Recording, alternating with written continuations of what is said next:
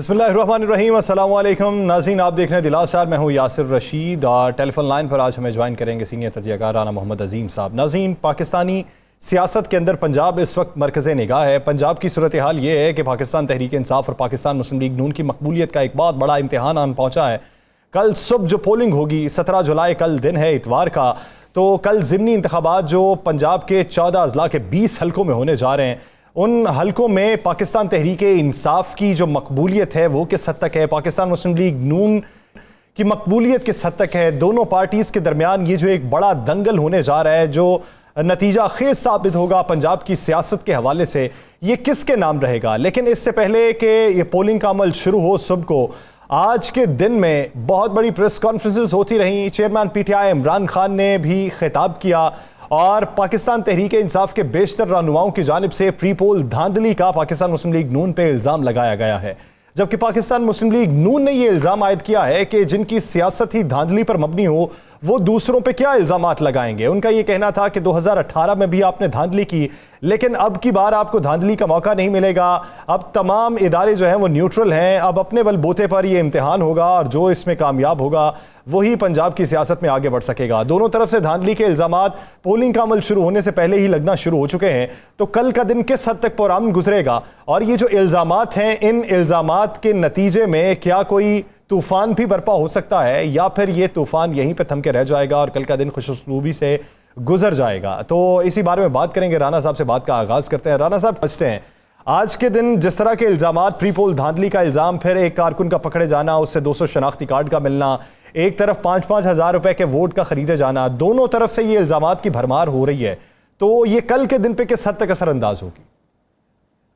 बिस्मिल्लाहिर्रहमानिर्रहीम, अस्सलातु वस्सलामु अलैका या सय्यदी या रसूल अल्लाह, अस्सलातु वस्सलामु अलैका या सय्यदी या हबीब अल्लाह। देखिए यहाँ सर, एक बात तो बड़ी क्लियर हो गई है कि हुकूमत शदीद बुखलाहट का शिकार है कि इस वक्त आप ये गौर करें कि 2 अफराद को पंजाब बदर करने का हुक्म दिया गया, जिनमें से एक साबिक वफाकी वजीर है और दूसरा शख्स जो है वो इस वजह से कि उसके नाम के साथ गुज्जर लगता है और एक लाहौर में पीटीआई की तरफ से गुज्जर इलेक्शन लड़ रहा है। ये बात 3 लोगों को इसलिए पकड़ लिया गया कि जनाब ये उसके साथी हैं और कंपेन कर रहे थे, डोर टू डोर जा रहे थे। क्या पाकिस्तान पंजाब का कोई एक हल्का ऐसा है जहां पर लोग आज पर्चियां देने, क्या वैसे डोर टू डोर लोगों को मिलने ना गए हो? जलसे जुलूसों पर पाबंदी होती है इलेक्शन कैंपेन खत्म होने के बाद। ये उस वक्त सारा कुछ किया जाता है, उस वक्त गिरफ्तारियां की जाती हैं कि जिस वक्त आपको ये चीज नजर आए कि आप इलेक्शन हार रहे हैं, या फिर आप इस इलेक्शन हारने के साथ साथ आप फिर झगड़े में चले जाएं, फिर खौफ की फजा कायम करें। ये सब कुछ हो रहा है। अभी मैं 10 मिनट पहले एक बयान पढ़ रहा था पता तारड़ साहब का, इसमें उन्होंने कहा जी शिबली फराज साहब जो हैं वो लोधरा पहुंचे हैं और उनके साथ मुसल्ला लोग हैं। बताएं, शिबली फराज बेचारा जिस खानदान से तल्लक रखता है, जैसा वो शख्स है, क्या आप समझते हैं, क्या कोई शख्स भी समझता है कि वो मसल्ला लोगों को साथ लेकर आएंगे? क्या वो समझते हैं? अब बेसिक गेम जो हो रही है वो गेम ये है कि किसी तरीके से इतना खौफ व हरास पैदा कर दिया जाए, किसी तरीके से ऐसे हालात बना दिए जाए कि जनाब पीटीआई के जो लोग हैं, जिन हलकों में नजर आ रहा है इन हलकों में पीटीआई के लोग जीत सकते हैं, वहां पर कोई ना कोई ऐसा काम किया जाए कि उनके मुतहर्रक कारकुनों को गिरफ्तार किया जाए या उन्हें प्रेशराइज किया जाए या उन्हें डराया जाए। कोई ऐसा काम किया जाए कि वो कल पोलिंग के अमल शुरू होने तक और पोलिंग का अमल खत्म होने तक खौफ के मारे छुप जाए कि हमें गिरफ्तार किया जा सकता है, हम पर कोई झूठा मुकदमा दर्ज किया जा सकता है। मुझे पता है हुकूमत बैठी है, पूरी हुकूमत है। सुप्रीम कोर्ट का एक बड़ा वाज़ेह फैसला आया था, एक हुक्म आया था कि कोई भी इसमें मुदाखलत नहीं करेगा, साफ और शफाफ इलेक्शन होंगे।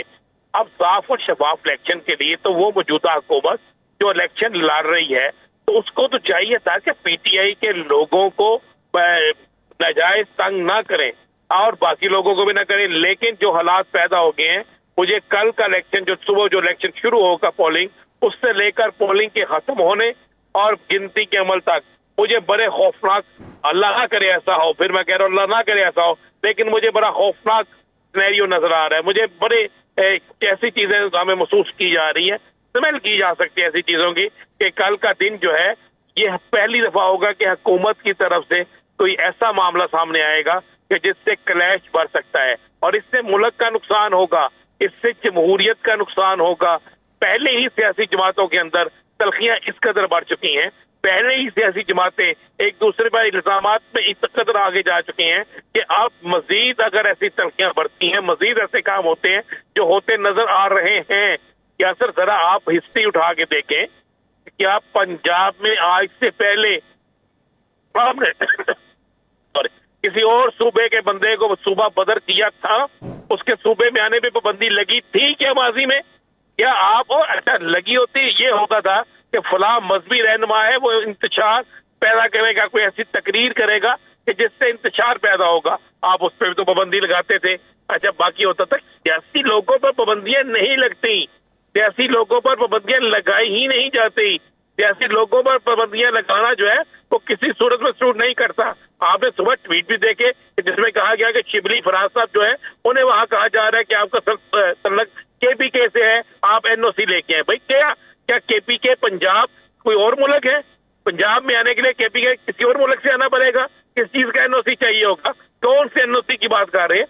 तो ये तलखियां बढ़ाने वाली बात है और ये इलेक्शन ज़िमनी इलेक्शन जो है ये पाकिस्तान की जहां तारीख तब्दील करेगा, वहीं पर ये ज़िमनी इलेक्शन जो है मुझे लगता है सियासी जमातों के अंदर इख्तलाफात को उस हद तक ले जाएगा कि जहां से वापसी मुमकिन नहीं होती। राणा साहब, आप क्या समझते हैं? पॉलिटिकल स्टेटमेंट तो होती है, हर जमात की होती है, जिसके जितने भी उम्मीदवार हों, जितने हलकों में भी खड़े हों, उसका ये मानना होता है कि तमाम के तमाम उम्मीदवार हमारे जीतेंगे। आज आपकी खान साहब से भी मुलाकात हुई तो तासुर क्या आपने देखा? कितने हलकों के लिए वो पुरुमीद बैठे हैं? वो क्या तमाम के तमाम हलकों की उम्मीद लगाए बैठे हैं या फिर उन्हें ये यकीन है कि कुछ हलके उनके हाथ से निकल जाएंगे और बड़ी तादाद उनके हाथ में रह जाएगी? देखिए, मेरी खान साहब से मुलाकात भी हुई, बड़ी डिटेल में बात भी हुई और खान साहब बहुत ही ज्यादा पुरुमीद हैं। खान साहब के पास जो रिपोर्ट्स थी, उन रिपोर्ट्स में से कुछ सरकारी रिपोर्ट्स हुई थी, उनकी कॉपीज थी, कुछ इनके अपने सर्वे थे, कुछ सर्वे मुख्तलिफ टीवी चैनल्स के थे, कुछ सर्वे जो थे वो ऐसे थे जो एक न्यूट्रल सर्वे होते हैं। उन सर्वे के मुताबिक 16 सीटें तो पीटीआई की बिल्कुल क्लियर नजर आती जो उनके पास था और 4 सीटों पर उनका कंपटीशन था। मतलब वो 4 सीटें जो पहले पीटीआई नजर आ रहा था शायद अच्छे तरीके से ना जीत सके, तो अब उसमें जिस तरह लोधरा की 2 सीटें मैं बता देता हूँ, वहां पर इमरान खान साहब के जाने के बाद हालात इंतहाई तब्दील हो गए हैं। वहां पर जो मेजर इज्जत थे, पहले उनकी पोजीशन अच्छी नहीं थी, अब अच्छी हो गई है। आमिर इकबाल शाह जो है, पीर आमिर इकबाल, उसकी पोजीशन भी अच्छी हो गई है। उसके बाद ये जब जाते हैं मुजफ्फरगढ़ जाते हैं, तो मुजफ्फरगढ़ की वो सीट जो थी इमरान खान साहब के जलसे के बाद, उसमें भी बड़ा फर्क आ गया है। उसमें 2 वजूहात थी, मैंने पूछा, मैंने वो रिपोर्ट पढ़ के पढ़ी हैं। उसमें लिखा हुआ था एक तो मुस्लिम लीग नून का जो उम्मीदवार है वो आपस में एक करीबी खानदान के 2 अफराद लड़ रहे हैं, जिससे वोट एक टीम हो गया। और साथ लिखा हुआ था कि इमरान खान के वहां जलसा करने के बाद पोजीशन इंतहाई मजबूत हो गई है पीटीआई के उम्मीदवार की। ये तो बिल्कुल वाज़ेह। अब जहां पे जीती हुई नशिस्तें नजर आ रही हों, और दूसरा मैं एक बहुत बड़ा एक फैक्टर बता दूं यासर आपको, जिससे मुझे नजर आ रहा है कि ये तो हमने खान साहब की बताई, खान साहब बहुत मुतमिन है। दूसरा जहां मुझे नजर आ रहा है ना, जो आप कह रहे हैं झगड़ा ना हो जाए, वो ये है कि हाई कोर्ट ने कल एक फैसला दिया था वोटर लिस्टों के हवाले से। कुछ नाजायज वोटर कहीं डाल दिए गए थे, कुछ को मुर्दा करार दे दिया गया था। अभी तक वो लिस्टें बहुत से हलकों में नई लिस्टें नहीं पहुंची, ये मैं आपको मुसद्दका बात बता रहा हूँ। और अगर वो पुरानी लिस्टें ही चली और हाई कोर्ट के हुक्म की हुक्मअदूली की गई, तो फिर आप मुझे बताएं, फिर तो झगड़ा हो। फिर एक और कानूनी मार्का आपको सामने नजर आ रहा है। राणा साहब साथ ही मौजूद इसी बीच हमें ज्वाइन कर चुके हैं पाकिस्तान तहरीक इंसाफ की सीनियर रहनुमा डॉक्टर यास्मीन राशिद साहिबा। डॉक्टर साहिबा, बहुत शुक्रिया आपके वक्त का। डॉक्टर साहिबा, हम कल के इंतखाब के हवाले से बात कर रहे हैं। आप क्या समझती हैं कि इस पाकिस्तान तहरीक इंसाफ को कितना बड़ा फायदा होगा जो आज एक हाई कोर्ट ने हुक्म नोटिफिकेशन मुअत्तल किया है ईसीपी का कि जो पोलिंग एजेंट होंगे वो उसी हल्के से मुख्तस नहीं किए जाएंगे? तो इसका फायदा आप पाकिस्तान तहरीक इंसाफ को देख रही हैं या पाकिस्तान मुस्लिम लीग नून को? देखिए, मकसद ये है, बिल्कुल बहुत फायदा इस वजह से होगा कि आपको पता बहुत सारे हमारे जो कारकुन हैं पूरे आपको पता हर तरफ से आए हुए हैं जो पार्टिसिपेट फुली करना चाहते हैं और अवेयर हैं कि जो इस मरतबा जो पहले धांधलियां होती रही हैं और वो चाहते हैं कि वो पोलिंग एजेंट्स बने। अब मकसद ये था कि इस किस्म की रुकावट की वजह से, जो कि पहले कभी किसी इलेक्शन में नहीं हुआ, उन्होंने लोगों को रोक डाला था, जो कि बिल्कुल ज्यादती और एन वो जो रूल्स हैं उसके मुखालिफ थी। तो I am very grateful to the court. आपको पता आज हमने सुबह रिट की थी और उस पिटीशन का हमें जवाब उन्होंने दे दिया दोपहर में, और उन्होंने इनकी मुस्तरद करके और हमें इजाजत दे दी है कि बाहर से आए हुए जो अपना जो हमारे पोलिंग एजेंट्स हैं वो भी बाहर से आके बैठ सकते हैं। उसका बिल्कुल हमें फायदा होगा। और मुझे ये समझ नहीं आ रही थी कि इसको कितना बड़ा इशू बनाने की क्या जरूरत थी, जबकि हमेशा अब मैं 3 इलेक्शन लड़ी हूँ, मेरे अपने घर वाले जाके पोलिंग एजेंट बन के बैठते रहे, they never belong to that area. इस वजह से इस तरह के काम करने से फिर हम लोगों के दिमाग में शक व शुबा आ जाता है ना कि क्या वाकई ये रूल्स और रेगुलेशंस को मोड़ तोड़ रही हैं, किसी को फायदा तो नहीं पहुंचाने की कोशिश है। ये जो शक का एलिमेंट आ जाता है ना, तो शुक्र है खुदा का कि ये मसला आज हल हो गया। बहुत बड़ा प्रॉब्लम था हमें साउथ के अंदर, क्योंकि वहां से भी मुझे शिकायत आई थी कि उन्होंने जानबूझ के ये काम किया है, एंड क्योंकि बहुत सारे इनके कारकुन और जगहों से आए हैं ताकि वो डीजी खान की इलेक्शन में भी शामिल हो, तो डेफिनेटली फायदा होगा इससे। अच्छा डॉक्टर साहब ये बताएं, ये जो शोर मचा हुआ है कि आपका एक कारकुन पकड़ा गया है जिससे शनाख्ती कार्ड बरामद हो गए हैं जो खरीदो फरोख्त कर रहा था, इस पे कितनी हकीकत है? बिल्कुल गलत बयानी की। वो भी आज कोर्ट में केस था, मेरे वकील वहां थे, उन वकीलों ने वो बंदा जो है उसको ही इज बीन रिलीज, और वो उसने कहा जी ये मेरे पास मेरे दोस्तों के आईडी कार्ड्स थे, हम लोगों ने तरीके इंसाफ को मुझसे नून लीग वाले खरीदने की कोशिश कर रहे थे, उनको मैंने कहा था मैं नहीं बेचूंगा, गलत बात ना करे। ये आपस में ऐसी फजूल किस्म की। आप देखें सबसे बड़ी ये बात है अजीम साहब, मैं 3 इलेक्शन लड़ी हूँ, आपने कभी ये इल्जाम सुना है कि हमने खुदा ना खास्ता वोट खरीदे? वोट खरीदने की तो इनको आदत है। अगर आपको याद हो तो मेरी 2018 की इलेक्शन के अंदर मैंने कोई 3 बोरियां भरी हुई जो नालों में फेंके गए थे आईडी कार्ड, वो आपको याद है ना, आपको दिखाई गई थी कि ये मुझे याद है, मुझे याद। हाँ, तो अब मुझे ये बताइए, और मैंने तो आज तक जिंदगी में वोट नहीं खरीदा, ना हम खरीदने वाले लोगों में से हैं। डॉक्टर साहब ये जो ज़ैन कुरैशी के हवाले से बातें गर्दिश कर रही थी कि 10 वोटों के बदले एक मोटरसाइकिल दी जाएगी, मेरा ख्याल है जी मैं ये पहली दफा सुना है। मुझे तो नहीं लगता कुरैशी साहब कभी वोट खरीदेंगे। तो ये इसमें ना मैंने आज तक ये बात उनके बारे में, और कोई पहली दफा इलेक्शन तो नहीं लड़ी जा रही है ना। जैन ने पहले इलेक्शन लड़ी, नेशनल असेंबली के इलेक्शन लड़के वो एमएनए बना है, तो मैंने तो, आपने कभी किसी ने सुना था इस तरह की बात? ये तो जो वो लड़का खड़ा हुआ है अपना इनका तरीन साहब के सपोर्ट से, तरीन साहब ने तो सारी जिंदगी वोटें खरीदी।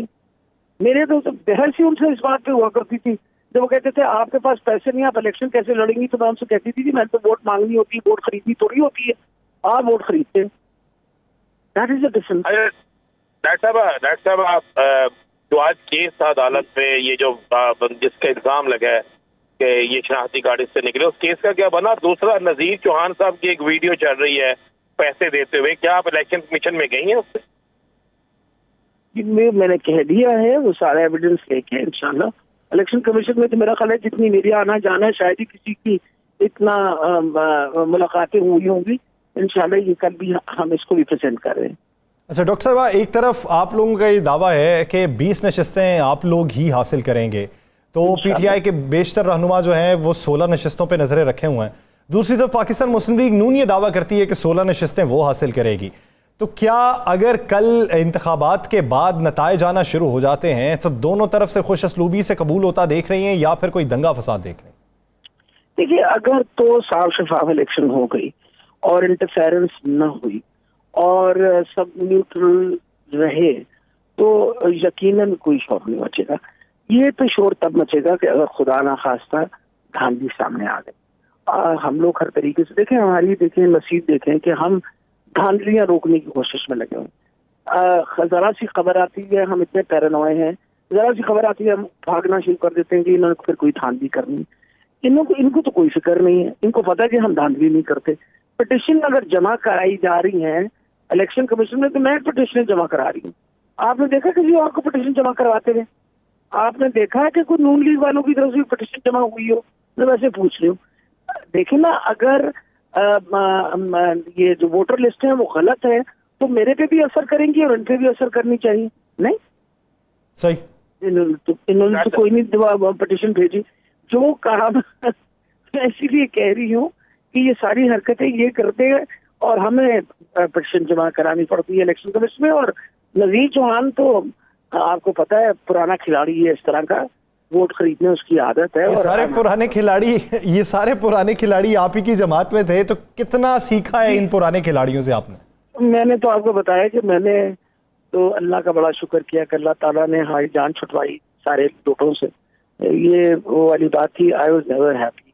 अच्छा, डॉक्टर साहब, राणा साहब भी आपसे सवाल करेंगे, लेकिन एक सवाल बीच में। अब की बार जब कैंपेन का आगाज होने वाला था तो खान साहब ने ये कहा कि अब की बार हम हकीकी कारकुनों को टिकट्स देंगे, लेकिन फिर से बातें ये हो रही हैं कि आपने कुछ उन लोगों को फिर से साथ में मिला लिया कि जिन लोगों से ये तवक्को थी कि वोट बैंक इनका कुछ ना कुछ होगा, और पाकिस्तान तहरीक इंसाफ की मजमूई तौर पे जो इस वक्त हैसियत बन चुकी है उसका झटका इन्हें लगेगा, वही हल्ला इन्हें मिलेगा तो मजीद ये वोट हासिल कर लेंगे। इसमें कितनी सदाकत है? मेरे ख्याल बिल्कुल कोई सदाकत नहीं है। मैं आपको सीधी बात बताऊं, 6 सीटें मेरे पास हैं सेंट्रल पंजाब की। साहिवाल में जो हमारे कैंडिडेट हैं वो हमारे दरीना कारकुन हैं, उनको मिला सर्वर को। जो बच्चा खुरम है, ये ही has been huge supporter of Tehreek Insaf, और उसको वोट मिला। वो किसी तरीके से ना उसने पहले कभी इलेक्शन लड़ी है, पहली दफा इलेक्शन लड़ा। फिर आप देख लीजिए शब्बीर जो है वो कारकुन रहा है तहरीक इंसाफ का, पर ठीक है उसकी बात ये कि भाई जरूर है वो इसका खालिद गुजर का, लेकिन उसका ये मतलब नहीं कि उस बच्चे की अपनी काम के मसले में स्टैंडिंग नहीं थी, वो पहली दफा इलेक्शन लड़ रहे। अच्छा, अब आ गए जहाँ तक क्या कहते हैं अकरम उस्मान अपनी हैसियत में इलेक्शन लड़ते रहे हैं, इस वजह से नहीं लड़ते रहे कि वो मियां महमूद रशीद साहब के वो हैं दामाद हैं। फिर आप देख लीजिए कि जहीर अब्बास खोकर पहली दफा तो नहीं, हमारा सब, मुझे अगर आपको 2010 में जो पहली दफा बाई इलेक्शन यहाँ हुआ था तो उसमें जहीर अब्बास खोकर ने 22,000 वोट लिया था। तो दैट इज द टाइम जब तहरीक इंसाफ पहली दफा एज पोटेंशियल मतलब विनर जो है वो निकलनी शुरू हुई थी, क्योंकि उसने इतने ज्यादा वोट लिए थे तो चांसेस ये थे कि भी अगली दफा जीत जाएगा। तो ये मेरा ख्याल है, ये कहना कि ये लोग सारे जो हैं ये वो कोई पहले इनके पास, दिस इज नॉट सो। ये हमारे अपने मतलब जहीर अब्बास खोकर के बारे में कोई शक है आपको कि जब मैंने वो मेरे से भी पुराने हैं, मैं तो 2010 में ज्वाइन किया, तो 2009 में ज्वाइन किया। तो मेरा ख्याल है इतने पुराने कारकुन हों तो उन पुराने कारकुनों को सबको खान साहब ने कंसिडर करके, और मेरे हल्के में तो जरूर दिए, और ये जो मेरे पास 6 हल्के हैं और बाकी जगहों पे भी बहुत ज्यादा उनको प्रायोरिटी दी गई है।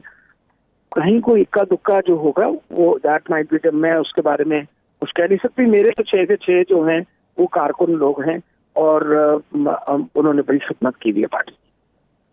डॉक्टर साहब, आप मुझे बताएं, हाई कोर्ट का एक फैसला था लिस्टों के हवाले से। अभी कुछ जगह से हमें पता चला कि अभी तक वही पुरानी लिस्टें चल रही हैं जो हाई कोर्ट ने दुरुस्त करने का कहा था, इलेक्शन कमीशन ने उस पर इकरार भी किया था। तो क्या वो सारी लिस्टें ठीक हो गई हैं? नहीं जी, अभी तो ये सारी चीजों पे जो है वो हमें जो तसल्ली दी गई थी कि वो पुरानी लिस्टें, वजह यह है कि जो ये 2018 की जो लिस्टें उन पे इलेक्शन होनी है, ये नई लिस्टों पे जो नई लिस्टें थी इसके अंदर इन्होंने गलत जिस तरह आपको बताया इंदराज किया हुआ था, जिसके बारे में हमने सेक्शन डाली। और 2018 के बाद जो 2020 2 साल में जो वोट ऐड हुए वो कुछ जगहों पे एबनॉर्मल स्टफिंग हुई है वोट की, जो हमने उनके सामने निशानदेही की।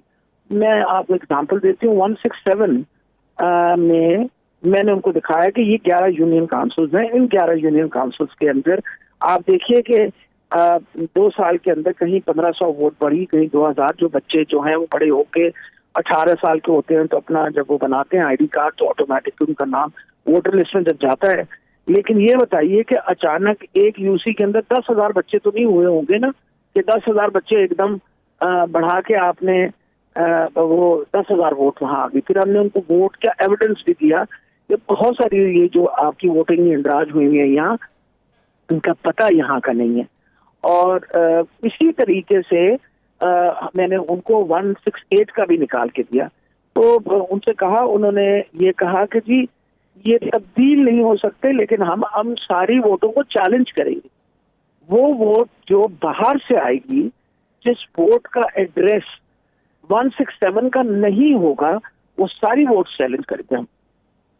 अच्छा डॉक्टर साहिबा, एक तरफ हुकूमत जो है वो आर्टिकल 6 लगाने की तैयारी कर रही है, कमेटी भी तश्कील दे दी है, आप पार्टी की पंजाब के उमूर भी देख रही हैं, तो क्या समझती हैं कि अगर हुकूमत इस तरह का दबाव डालने की कोशिश करती है तो पीटीआई की स्ट्रेटजी क्या होगी? आपका क्या ख्याल है कि कम दबाव डाला इन्होंने पीटीआई पे? अभी तक तो हम खड़े हैं और इंशाल्लाह आइंदा भी खड़े रहेंगे, ना किसी आर्टिकल से 6 से ना किसी और चीज से कतराते हैं। खुदा ना खास्ता आप कोई अपने वहमो गुमाने भी सोच सकता है कि इमरान खान जो है वो खुदा ना खास्ता कभी पाकिस्तान के मुखालिफ काम कर सकते हैं, या हम में से कोई पाकिस्तान के मुखालिफ काम करे? तो ये करते रहे, इस तरह की गीदड़ भटकियां हम सुनते रहे। और कई दफा तो सबसे बड़ी ये बात है, जब आप क्रिमिनल्स को बिठा दें तो इसी तरह की बातें आप सुनेंगे ना। अब आपका मतलब है कि वो जो राना सनाउल्लाह साहब जिनको इंटीरियर का मिनिस्टर बनाया हुआ है, वो पाक साफ जो इंसान है जिन्होंने बहुत सारे कत्ल किए हुए हैं, और फिर उसके बाद मॉडल टाउन का सानिया उनकी जिम्मेवारी। फिर सबसे बड़ी बात है 25 तारीख को जो जुल्म ढाया इन्होंने, 3 हमारे वर्कर्स में शहीद हुए, कौन जिम्मेवार है इस चीज का? They are the ones. हम तो इस चीज क्रिमिनलिटी में बिलीव ही नहीं करते। हम तो कहते हैं कि साफ शफाफ इलेक्शन होने चाहिए, क्योंकि साफ शफाफ इलेक्शन जो है वो एक जमहूरियत की बुनियाद है। और अगर इस तरह की हरकतें की तो अवाम एक हद तक बर्दाश्त करेगी, अवाम खड़ी है तो अब। और वो कहते हैं ना, आवाज़ खल्क को नकारा खुदा समझो, ये हमेशा समझ लेनी चाहिए चीज कि जब अवाम खड़ी हो जाती है फिर रोकना अवाम को मुश्किल हो जाता है। तो डॉक्टर साहब, आपने कहा अवाम को रोकना मुश्किल हो जाता है, तो अगर कल रिजल्ट आपके मुताबिक अगर कल धांधली होती है तो क्या कल शाम से फिर तहरीक शुरू हो जाएगी, या फिर आप इंतजार करेंगे कप्तान कब कॉल देते हैं? देखिए, मेरा ख्याल है जहां तक धांधली का ताल्लुक है, धांधली अगर इन्होंने की तो बहुत शोर मचेगा और लॉ एंड ऑर्डर सिचुएशन बनेगी। मुझे बहुत उम्मीद है कि इस वक्त एडमिनिस्ट्रेशन और जितने अदारे उनको समझ आ गई है कि इस तरह का काम अवॉइड करना चाहिए। अल्लाह खैर करेगा इंशाल्लाह। मैं तो दुआई कर सकती हूँ कि अल्लाह ताला पाकिस्तान की बेहतरी के लिए सब कुछ कर हो और सुकून से इलेक्शन हो जाए और साफ शफाफ इलेक्शन हो, ताकि पाकिस्तान की जमहूरियत को मजबूत किया जा सके। डॉक्टर साहब, एक आखिरी सवाल, कोई इशारा हुआ है, क्या हुआ है, किसी तरफ से इशारा हुआ है कि वाकई इलेक्शन जो है वो साफ शफाफ होंगे? आप बड़े नहीं, ये बात नहीं है। आप देखिए ना, हम खुद इतने विजिलेंट हैं कि हम इंश्योर करेंगे कि साफ शफाफ इलेक्शन हो। आप देखें ना, आप चीटिंग प्रिवेंट करना चाह रहे हैं ना, हम तो चीटिंग ही प्रिवेंट करेंगे ना, गलत काम ना करें। अपनी तरफ से तो पूरी कोशिश करेंगे, लेकिन उसके बावजूद अगर गलत काम होंगे तो फिर इंशाल्लाह इसके ऊपर इतना शोर-गुल मचेगा, ये भी इनको समझ आ गई। डॉक्टर साहब, एक आखिरी सवाल, हमारे वजीर खजाना कहते हैं कि मुल्क को दिवालिया होने से बचा लिए और अब हम मुआशी बेहतरीन समत में गामजन हैं, इस पे क्या राय रखती हैं? क्या कहा उन्होंने? उन्होंने कहा कि मुल्क को दिवालिया होने से बचा लिया, 4 साल में पीटीआई ने जिस नहज पे पहुंचाया था, हम उस मुआशी गर्दाब से निकल के आगे बढ़ने वाले हैं। वैसे तो उनको शर्म आनी चाहिए, मुफ्ता इस्माइल साहब फजूल किस्म की फोड़ रहे हैं। सबसे बड़ी बात है, पहले यानी तुम कौम को बेवकूफ समझते हो, 150 रुपए पेट्रोल बढ़ा के उसमें से 50 रुपए कम करके तुम कौम को बता रहे हो कि हम पैसे कम कर दिए, तो हम कितनी बेवकूफ बन सकती है? सारी दुनिया में इस वक्त जो ऑयल का बैरल है वो $98 पे आ गया। तो ये हमारे जमाने में तो $160 पे था, तब भी हमने सब्सिडी किया। अब तो $98 पे, तो इनको पैसे और मजीद कम करके ओरिजिनल प्राइस पे आ जाना चाहिए। ये ड्रामे जो कर रहे हैं ना मुफ्ता इस्माइल साहब, इनको कहें कि कौम को बेवकूफ नहीं बनाया जा सकता, एक हद तक ही आप ये तमाशे कर सकते हैं। ये हमेशा के लिए लोग नहीं अब यकीन करेंगे आपकी बात को। ये मतलब है कि 150 रुपए बढ़ा दिया, अब मैंने 50 रुपए कम कर दिया। देखिए, मैं कमी ले आया हूँ आपके घर के अंदर, कितनी बेहतरी आ गई। 50 नहीं, 18 रुपए। ये तो इसी तरह के गले में फंदा डालो, उसको जरूर जोर से मरोड़ दो, जब बिल्कुल सांस निकलने लगे ना तो थोड़ा सा ढीला कर दो और कहो सांस आया ना, सांस आया, ये वाली बात। सही, कौम को एक हद तक ही बेवकूफ़ बनाया जा सकता है, रोजाना की बुनियाद पे ऐसे शोशे नहीं जोड़े जा सकते। बहुत शुक्रिया डॉक्टर यास्मीन राशिद साहिबा इस हवाले से अपना लिए। नाज़रीन, इसी सियासी मंजरनामे में मजीद भी बात करेंगे, लेकिन एक ब्रेक के बाद कहीं नहीं जाएगा, इसलिए विदा।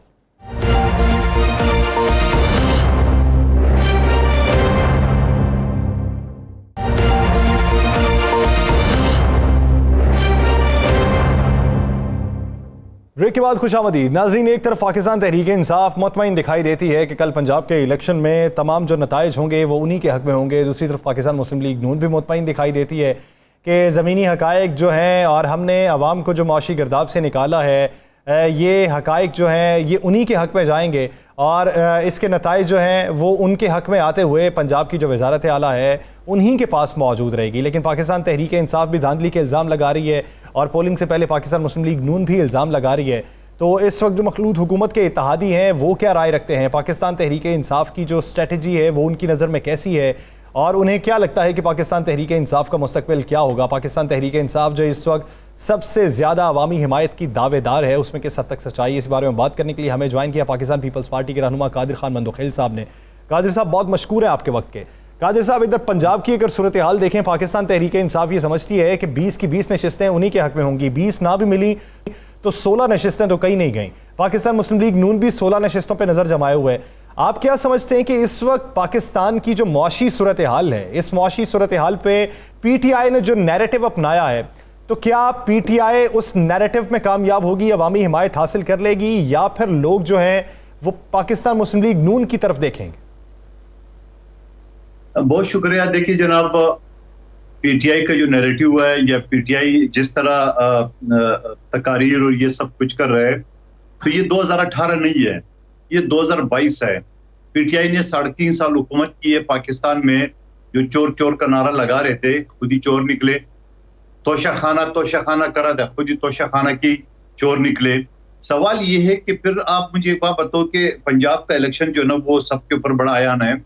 20 सीटों में तो 10 सीट तो वो है जिन आजाद उम्मीदवारों ने पीपल्स पार्टी को भी शिकस्त दी थी, PTI को भी दी थी, नून लीग को भी दी थी। अब इस मरतबा जो है ना उसी आजाद उम्मीदवार के साथ नून लीग का टिकट तो है, साथ में पीपल्स पार्टी मौजूद है और उसका अपना हल्का बैब मौजूद है। तो आप मुझे बताओ, रिजल्ट तो आपको अभी से 10 हल्कों का नजर आ रहा होगा। नंबर 1 बात, 9 सीटें चाहिए मुस्लिम लीग नून को, इनको चाहिए 13 सीटें। राना साहब की तरफ बढ़ते हैं। राना साहब, कादिर साहब की गुफ्तगू आपने सुनी, वो तो कहते हैं 9 सीटें चाहिए और जो आज़ाद उम्मीदवार 10 पहले से मौजूद हैं तो वो तो 10 की 10 नशिस्तें PML के हिस्से में जाएंगी। अच्छा, कादर साहब को हमारे मुअज़्ज़ज़ है हमारे, एक तो उन्हें बताया कि 9 नहीं चाहिए, 11 सीटें चाहिए। और दूसरा उन्हें ये, अगर उन्होंने कहा कि PTI ने 4 साल में पिछले जो है वो बेड़ा गर्क कर दिया मुल्क का, जो कह रहे हैं, तो ये जो 10 उम्मीदवार थे जिनको इन्होंने कनाया, वो 10 के 10 उस वक्त PTI में थे। वो आजाद जीतने के बाद PTI में थे। उनका फिर जो गुना PTI के सर पार रहा है, वो गुना फिर उनके सर भी पड़ा है। जो बदनामी PTI के सर पा रही है, वो बदनामी उनके सर भी थी। 4 साल तो वो साथ रहे ना, ये दो माह हुए थे, वो उनसे अलहदा हुए थे। तो जहां तक वोट बैंक का तल्लक होता है, देखें, जब आप आजाद इलेक्शन जीतते हैं, अगर कोई शख्स कहे कि 4 साल पहले मेरा ये वोट बैंक था और अब मेरा वोट बैंक बढ़ जाएगा या कम हो जाएगा, तो ऐसा मुमकिन नहीं है। आप मुझे चले, आप एक हल्का जो है 10 हल्के जो इन्होंने कहा, आप हम उनमें से एक हल्के की गिनती शुरू कर देते हैं, तो आपको नजर आना शुरू हो जाएगा कि हर हल्के में क्या हो रहा है। कादिर साहब साथ ही मौजूद हैं। कादिर साहब जी, राय अपनी मुकम्मल कीजिएगा। आपने राना अजीम साहब की भी राय सुन ली होगी। वो ये कह रहे हैं कि 9 नशिस्तें तो नहीं चाहिए, आपको तो 11 नशिस्तें चाहिए आपकी इत्तेहादी जमात को, कि जो पंजाब के अंदर वजारत आला पर बरकरार रह सके। देखिए, मेरे हिसाब से तो 9 चाहिए। एक जो अभी चला गया, शायद इस वजह से उसको 11 कह रहे हैं, मेरा ख्याल फिर भी 10 सीटें हैं। ये जो 9 सीटें थी, 10 सीटें थी, 10 तो आजाद जीत के उसने PTI ज्वाइन की है। आप मुझे बताओ कि 2018 में PTI जो पूरा 20-25 साल की जो इनकी मेहनत थी, सियासत थी, जिसको चोर करप्ट कहते थे, वो उस चीज में भी इस आजाद उम्मीदवारों ने PTI को, नून लीग को, पीपल्स पार्टी सबको हराया। आज ये सारी पार्टी उस आजाद उम्मीदवार के साथ है। और फिर इसी, मैं आपको इसकी हवाला दूंगा जो मुल्तान का, तो ये आजाद उम्मीदवार ने तो शाह महमूद कुरैशी साहब को हरा दिया है। अब आप मुझे बताओ, अब उसका बेटा कैसे जीतेगा, जबकि उनको पता भी है कि वो बंदा कौमी असम्बली का आज भी मेंबर है। वो कौमी असम्बली की बजाय वो सूबाई असम्बली में वहां की परख तोल रहे। मैं ये समझ रहा हूं कि ये अगर ये इनको हार नजर नहीं आ रहा है तो इतना बुकलाट क्यों, ये XYZ फलाना डिंगा, ये क्यों, इलेक्शन कमीशन को गालियां क्यों, शेख रशीद और फवाद चौधरी जैसे लोग उन्हें रखे हुए जो डायरेक्ट अदारों को गालियां दे रहे हैं और बल्कि अदारों को ये तो तंबी भी कर रहे हैं कि श्रीलंका बन जाएगा। ओ भाई, शेख रशीद को बता दो, श्रीलंका तो उस वक्त बनेगा कि जब आप जो है ना वो अपनी जो बेड़ियां आपकी लगी हुई थी लॉन्ग मार्च में, आप घर से निकलते, आप तो किसी यार दोस्त, किसी रिश्तेदार के अगर छुपे हुए थे लॉन्ग मार्च में, अब श्रीलंका कैसे बनेगा? जरा निकल के आओ, पता चल जाएगा तुम्हें श्रीलंका क्या होता है। जूते मार के लोग रोड में घसीटेंगे आपको। बात ये सिर्फ आवाम को तहस मिलाने के लिए, और मैं कहता हूं ये दहशतगर्दी है। दहशतगर्दी के जो कानून है, आर्टिकल जो है ना वो 61B, वो ये नहीं है कि जो कत्ल करे, जो क्लाशिकोव से किसी को भ्रष्ट मारे, उसका ये है कि हर वो अमल जो इंसानों में खौफ फैलाए, दहशतगर्दी फैलाए। अब मुझे बताओ, शेख रशीद के बयानात, फवाद चौधरी के बयानात दहशतगर्दी फैलाने के मुतरादिफ नहीं है तो क्या है? अच्छा, आपने मंदो खेल साहब आपने बात की बयानात, तो जरा माजी में हम चले जाएं तो माजी के अंदर जो बयानात आपकी तहाती जमात देती है कि आप बाहर निकलेंगे, लोग आपको जूते मारेंगे, आप हेलमेट पहन के निकले, तो ये बयानात तो ऑन रिकॉर्ड है, तो क्या वो भी दहशतगर्दी के जुमरे में आएंगे? देखिए, ये एक चीज बताऊं आपको कि बहुत सारे टॉक शो वहां भी करते हैं, लोगों से सवाल करते हैं, एक चीज आ जाती है कि यार फलां आदमी करप्ट है। यार वो भी तो करप्ट था।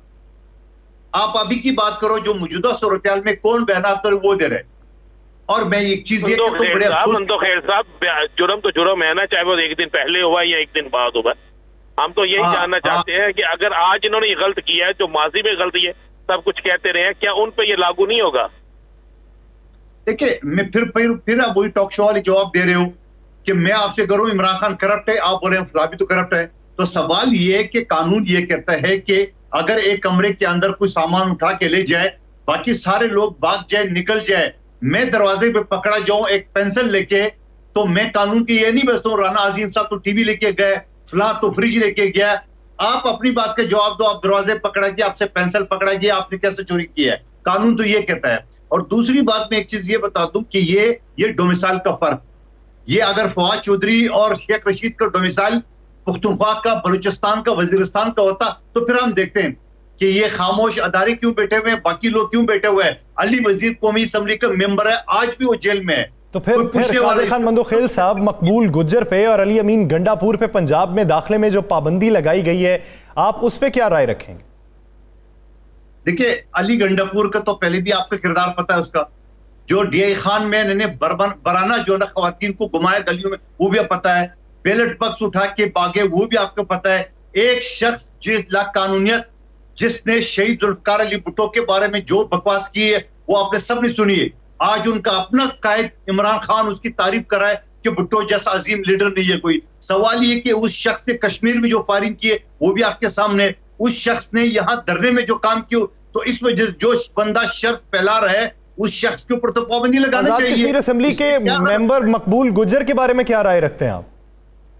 मैं उसके बारे में नहीं जानता हूं कि वो कौन है, क्या है। मैं अली गंडापुर के बारे में जो पता था वो आपको बता दिए कि वो पहले शरपसंदी करा था, इस वजह से कश्मीर के इलेक्शन, धरना और डी खान के इलेक्शन आपके सामने, उसके ऊपर सही लगा है। बाकी ये जो गुजर है, मैं नहीं जानता हूँ उसकी क्या किरदार है, क्या है, मैं नहीं जानता हूँ।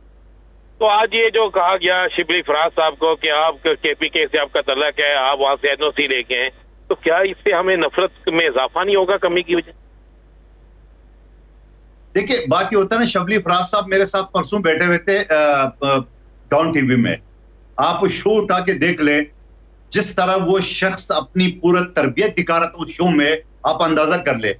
यानी शो में लिटरली वो गालियां दे रहा था, शो में लिटरली वो ऐसी माहौल पैदा कर रहा था कि ताकि मैं और या एक दूसरे की गिरबान पकड़ ले। तो ऐसे लोगों का किरदार जब टॉक शो में इस तरह होता है, आप उनको इस तरह छोड़ दे, वो नफरती फैलाएगा और क्या करेगा। तो मैं समझ रहा हूँ ऐसे लोगों को बिल्कुल सही पाबंदी लगाए। बहुत सारे और भी है, उनके ऊपर पाबंदी लगाना चाहिए। जो शरपसंद अनासर है उनके ऊपर कड़ी नजर रखना चाहिए, क्योंकि ये इलेक्शन जो है ना, मैं उस फैसले की भी मुखालफत की है जो सुप्रीम कोर्ट ने किया था कि इस फैसले को आपने दोनों पार्टियों को दीवार के साथ लगा ली है। आपने दोनों पार्टी को ये बता दिए, उस दीवार को हाथ लगा लो, जो जिसने हाथ लगा लिया वही जीता, वही कुमरान। ऐसा नहीं होना चाहिए।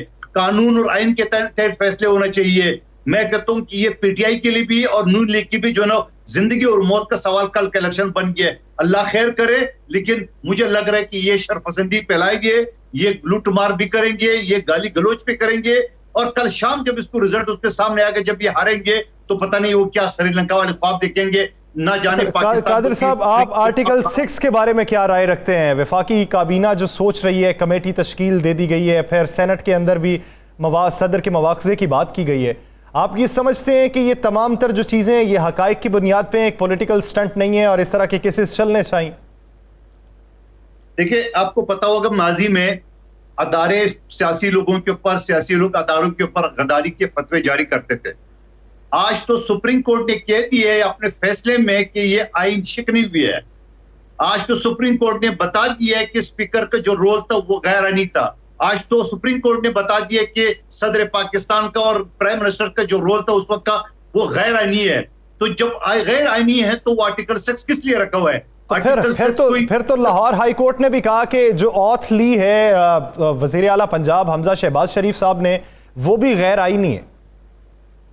नहीं, देखिए, ओथ गैर आईनी कैसे हो सकता है? मुझे एक बात बताओ ना। ओथ गैर आईनी है तो उसको चैलेंज कर दिया आप, उसी लाहौर हाई कोर्ट के फैसले को आप चैलेंज कर ले। जो बात आप बता रहे हो गैर आईनी, तो एक चीज पे उसके आगे भी मैं तो आपको हमने क्यों चैलेंज करना है? हम तो वो बता रहे हैं कि लाहौर हाई कोर्ट का फैसला आपने भी पढ़ा है, वो भी है। उसके बाद तो आर्टिकल 6 की बात की थी, बिल्कुल जो आइन तौर से करना चाहिए। तो आपकी हुकूमत भी रह चुकी है, नून लीग की हुकूमत भी रह चुकी है, फिर आप लोगों की हुकूमत है। सबसे पहले जिसने आइन तोड़ा था मुशर्रफ ने, उस पर आर्टिकल 6 क्यों नहीं लग रहा? उसको तो अदालत की जड़ से उखाड़ दिया मेरे भाई। आर्टिकल 6 के बाद सजाए मौत सुना दी गई। वो जल मुशर्रफ को जो अदालत ने सजा सुना दी, वो तो अदालत की जड़ से उखड़ गए मेरे भाई। अभी क्यों अब मुझे दूसरी तरफ ले जा रहे हो खामखा? फिर और मैं बातें खुल के करूं, समझो ना। मैं तो यही कहता हूं कि ये पंजाब की डोमिसाइल का फर्क है। जो पुख्तनख्वा का, बलूचिस्तान का, सिंध का डोमिसाइल है और पंजाब का डोमिसाइल, ये फर्क है।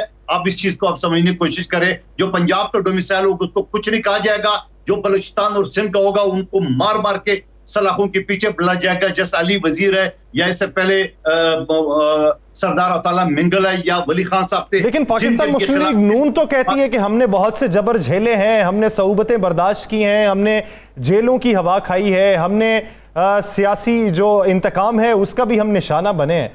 तो क्या पाकिस्तान मुस्लिम लीग नून की जो सारी रियासत है ये भी एक सियासत देख रहे हैं? देखिए, मैं एक चीज मैंने तो आपको क्लियर अल्फाज में बोल दिया है कि सुप्रीम कोर्ट के फैसले के बाद इन दोनों जमातों को दीवार के साथ लगा लिया है। लॉ जो आपकी जिंदगी और मौत का हुआ है, 20 सीटें, जो 15 जीते 13 जीते वही हुक्मरान। तो आप मुझे बताओ दे कि इसीलिए ये दोनों पार्टी जिनके पूरे मुस्तकबिल दाव पे लगी है वो क्या करेंगे? अल्लाह ना करे मेरे मुंह में खाक की इस तरह हो, लेकिन मुझे अमन का कोई वहां से कोई नजर नहीं आ रहा है कि कल पुरअमन ये पोलिंग होगा और पुरअमन जो है ना ये इलेक्शन होगा और ये इलेक्शन खूनी इलेक्शन होगा, अल्लाह ना करे। और इस इलेक्शन के बाद जो हारेगा, खास तौर पे पीटीआई, वो जो अदारों का, सुप्रीम कोर्ट का, इलेक्शन कमीशन का जो हाल अभी तक उन्हें किया है, कल शाम के बाद वो क्या करेंगे ये आपको नजर आ जाएगा साहब। अच्छा हेल साहब, अभी आपने अली वजीर की बात की, अब तो आपकी हुकूमत है, अब तो आपकी हुकूमत में इंसाफ मिल जाना चाहिए ना, तो आप क्यों नहीं उसे इंसाफ दे रहे? आप मुझे बताओ कि एक एफआईआर कट गई है, एक केस एस्टेब्लिश हो गया है, अदालत में चले गया है, तो अदालत तो हमारे हाथ में नहीं है मेरे भाई। मैं वकील हूं, मुझे पता है अदालत के जब केस चला जाता है तो फिर अदालत के सौबदीद पे चला जाता है इसमें।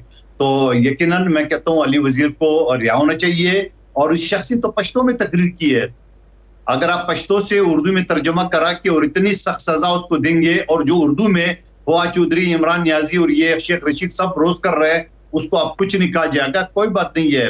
ये जो मजलूम तबका है, यही सवाल हम आपसे चाहते हैं, जो आप चाहते हैं। बड़ी अच्छी आपने बात की। यही तकरीरें जो मियां नवाज शरीफ और मरियम नवाज साहिबा करती थी, तो उसके मुतल्लिक आपका क्या ख्याल है?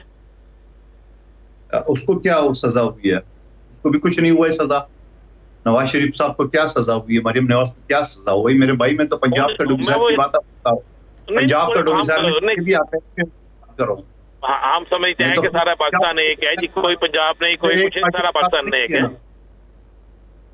मैंने आपसे एक पार्टी की बात नहीं की, मैंने पंजाब की डोमिसाइल की बात की थी आपसे।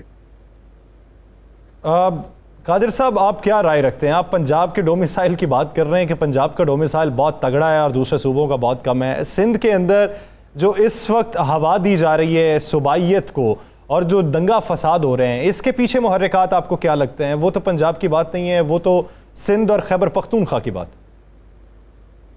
देखिए, ये जो सिंध में जो हुआ, जो होटल के ऊपर झगड़ा हुआ, खाने के ऊपर जो शराब के नशे में लोग थे, जो गाहक थे, उनकी वेटर से और बाद में मालिक से झगड़ा हो गया। उस झगड़े के दौरान जो है एक आदमी की जान चली गई, जो कि नहीं जानी चाहिए, अफसोसनाक है। मगर उसको पश्तून और सिंधी फसाद कराना, सिंध में चंद कॉम्परस पार्टी है, इसीलिए तो जरदारी साहब पीपल्स पार्टी हर वक्त सिंध को पाकिस्तान से जोड़े रखा है और हमने पाकिस्तान कपे का नारा लगाया है। तो ये जो चंद मुट्ठी भर जो कॉम्परस जमात है सिंध में, उन्होंने हवा दी है और साथ साथ पीटीआई नहीं दी है। खुल के पीटीआई वालों ने, उनके कारकुनों ने कराची में, हैदराबाद में पीपल्स पार्टी के दफातर पे हमले किए। आप मुझे बताओ पीपल्स पार्टी का क्या लेना देना? एक होटल वाला अगर पश्तून है, उसका झगड़ा किसी सिंधी गाहक से हो गया, इसमें सिंधी का क्या कसूर है और उसके क्या, और फिर पीपल्स पार्टी का कसूर कहां से आ गया? मैं एमएनए पीपल्स पार्टी के कराची में 4 है, मैंने 4 में से 2 पश्तून है, एक कच्ची है और एक सिंधी है। सवाल कादिर साहब, सवाल ये नहीं था कि पीपल्स पार्टी इसके पीछे खड़ी है, सवाल ये है कि पीपल्स पार्टी ने इसकी रोकथाम के लिए किस हद तक गई है और क्या इकदाम किए? पीपल्स पार्टी ने अपनी जो सूबाई हुकूमत है, आपने हमारे वजीर इत्तलात की प्रेस कॉन्फ्रेंस कल भी देखेंगे, हमारे बहुत सारे लोग साथ मौजूद थे, आधे घंटे के अंदर उनके ऊपर एक्शन हुआ है जो सिंध में हुआ है। उसके बाद कराची में हुआ, उनके खिलाफ भी हुआ। सूबाई हुकूमत तो सिंध पुलिस के जरिए जो इकदाम कर सकती थी वो किए। कल जुमे के दिन बहुत सारी जमातों ने, जिसमें मौजूदा हुकूमत की जमातें भी शामिल है, उन्होंने बाकायदा कल पूरा सिंध कराची बंद करने का ऐलान किए। लेकिन अल्हम्दुलिल्लाह वज़ीर सिंध की सरबराही में सिंध हुकूमत ने उनके सारे वो जो धरने और सारे ट्रांसपोर्ट जलाने की जो कोशिश थी वो नाकाम बना दिए। आप मुझे बता दो सिंध हुकूमत इससे ज्यादा क्या कर सकती है? जो इस चीज को कंट्रोल रखा, उसको हवा नहीं दिया, जबकि पीटीआई सरे फेहरिस्त है इस चीज को हवा देने के लिए, क्योंकि 24 तारीख में पीटीआई सिंध में इलेक्शन हो रहा है, खासतौर पर कराची और हैदराबाद में, जहां वो पीपल्स पार्टी के उम्मीदवारों को हराने के लिए ये लिसानी कार्ड पीटीआई इस्तेमाल करी ताकि पीपल्स पार्टी को लोग वोट न दे, खासतौर पर पश्तून। सही। राना साहब, एक आखिरी सवाल। मंदोहेल साहब, आखिरी सवाल आपसे, तो मुझे ये बता दें कि आपका बड़ा बेहतरीन इत्तेहादी एएनपी को बड़ा आपका इस बात था, एमकेएम के साथ आपकी प्यार मोहब्बत शुरू हुई थी, लेकिन एएनपी ने जाके आपकी सपोर्ट करने की बजाय एमकेएम की सपोर्ट कर दी है, और एमकेएम की तरफ से भी बड़े सख्त अल्फाज आपने ये पिछले 2 दिन में देखे हैं। तो ये हालात किस तरफ जा रहे हैं? कोई इत्तेहाद टूटने तो नहीं जा रहा? मेरे भाई कुछ नहीं है, 24 तारीख का इलेक्शन है। अब यकीनन पीपल्स पार्टी के ऊपर पीटीआई को इल्जामात लगाएगी, साथ में एमकेएम भी लगाएगी। जारी बात है उसने अपना चूरन कैसे बेचना है, और एनपी जैसा इत्यादि इस तरह एमकेएम भी है। अब दोनों इत्यादि, क्योंकि हमारा सिर्फ एनपी इत्यादि नहीं है, एमकेएम भी है, तो वो दोनों अगर आपस में मिल गए, इस तरह हमारे बहुत सारी सीटों पे नून लीग के साथ इत्याद है, बहुत सारे में जमीयत के साथ है, बहुत सारे में एनपी के साथ है। तो ये तो एक बलदियाती इलेक्शन है, सब लड़ रहे हैं और सबको हक है, और ये सारी जमातें मिलके पीपल्स पार्टी के खिलाफ जो बातें कर रही है, ये सिर्फ 24 तारीख तक है। 25 तारीख को ऐसा कुछ नहीं होगा, फिर बगलगीर होंगे सारी पार्टियां पीपल्स पार्टी के साथ। यानी ये जरा इलेक्शन गुजरना है। 25 तारीख तक की ये सारी बातें होंगी और उसके बाद सब एक जगह बैठकर बगलगीर होंगे। बहुत शुक्रिया कादिर खान मंदोखेल साहब इस हवाले से करने के लिए। नाज़रीन, दीगर इश्यूज़ पे बात करेंगे एक शॉर्ट ब्रेक के बाद, कहीं नहीं जाएगा। Stay with us.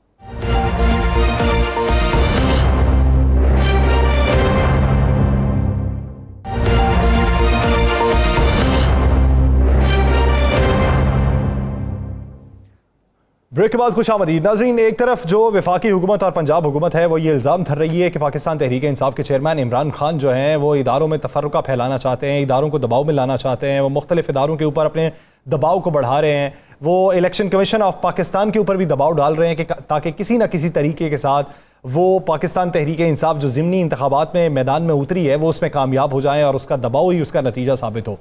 तो इस वक्त पाकिस्तान तहरीक इंसाफ के चेयरमैन की राय क्या है? वो इदारों के हवाले से उनसे जो मुतसिल बयानात हैं वो उस बारे में क्या राय रखते हैं, उनकी स्टेटमेंट क्या है, ये राना साहब से जानते हैं। राना साहब आज मुलाकात भी करके आए। राना साहब, इदारों पे दबाव डालने के जो इल्ज़ामात पाकिस्तान मुस्लिम लीग नून चेयरमैन पीटीआई पे लगा रही है, उस पे चेयरमैन पीटीआई की राय क्या है? उनके आगे गोल क्या है? उन्होंने क्या चीज़ सेट कर रखी है कि किससे कितना ताल्लुक रखने और कब तक?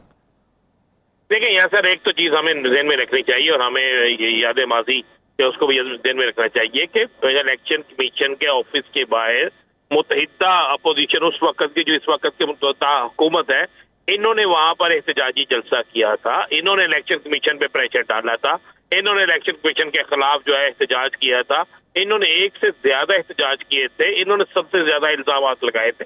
देखिए, उसको वो ये कहते हैं ये हमारा जमहूरी तरीका था, और जमहूरी तरीके के अंदर, जमहूरियत के अंदर अगर आपको किसी से गिला है या आपको शक है कि ये बंदा गलत कर रहा है तो आप उस पर एहतजाज करिए, एक जमहूरी हक होता है।